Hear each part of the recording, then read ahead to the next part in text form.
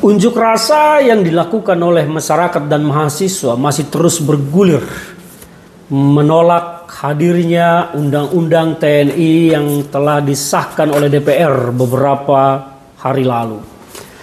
Mahasiswa kita melihat bahwa, dan masyarakat sipil melihat bahwa undang-undang TNI ini meskipun selalu dibantah oleh pemerintah dan DPR bukanlah bentuk dui fungsi TNI, tetap saja prakteknya memperluas wilayah jabatan sipil yang bisa diduduki oleh TNI dan menempatkan personil prajurit TNI pada lembaga-lembaga negara sipil lainnya selain organisasi-organisasi yang terkait dengan pertahanan seperti Kementerian Pertahanan, Menko Polkam, BIN, BAI, segala macam boleh diduduki oleh personil TNI. Tetapi banyak lembaga kementerian yang seharusnya cukup ditangani oleh orang-orang sipil.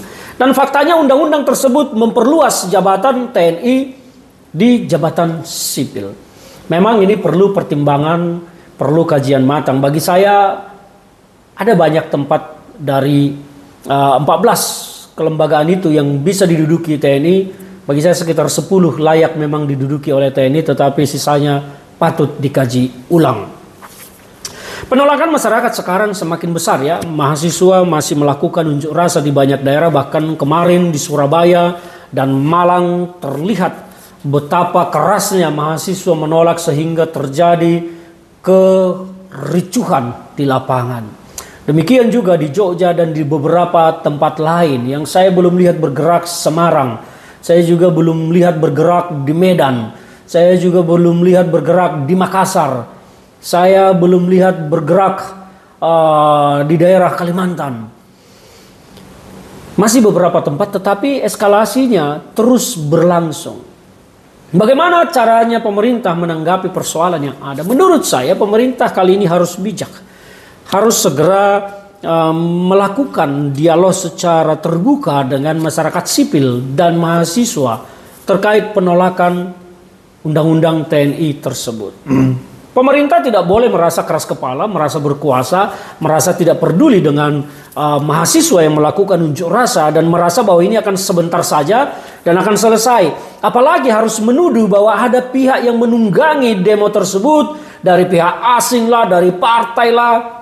Tidak demikian. Saya melihat bahwa ini adalah gerakan murni dari masyarakat dan mahasiswa yang memang khawatir tentang kembalinya dui fungsi TNI dan kembalinya Orde Baru. Karena orang-orang yang pernah merasakan hidup di zaman Orde Baru memang akan trauma melihat dan merasakan bagaimana tentara waktu itu sangat berkuasa dan dominatif di berbagai bidang.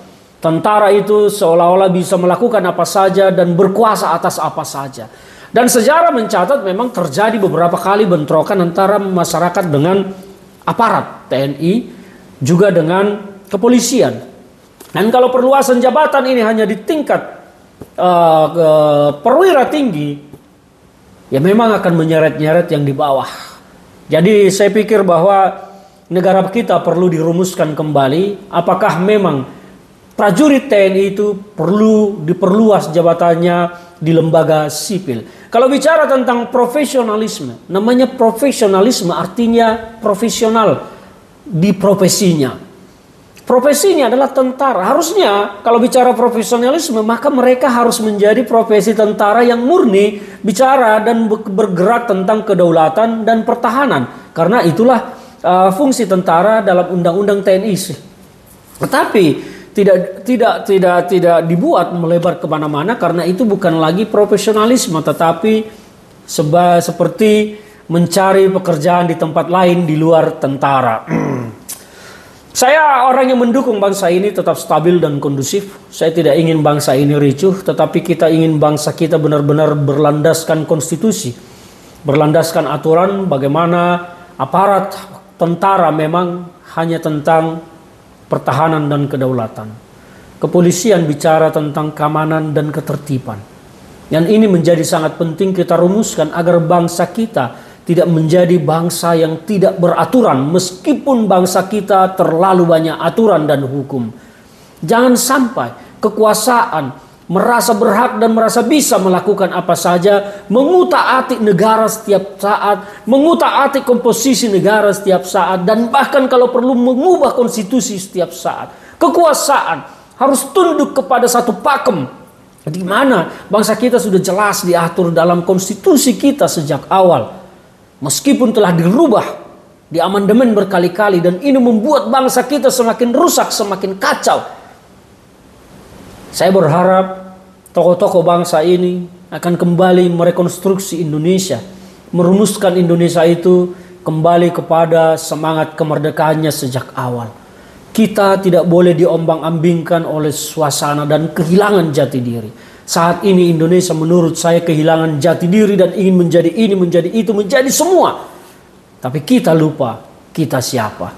Sekali lagi saya berharap tokoh-tokoh bangsa ini akan duduk bersama, kembali merumuskan siapa kita sesungguhnya dengan semangat kemerdekaan kita 1945. Salam dari saya, Ferdinand Huta Hayan.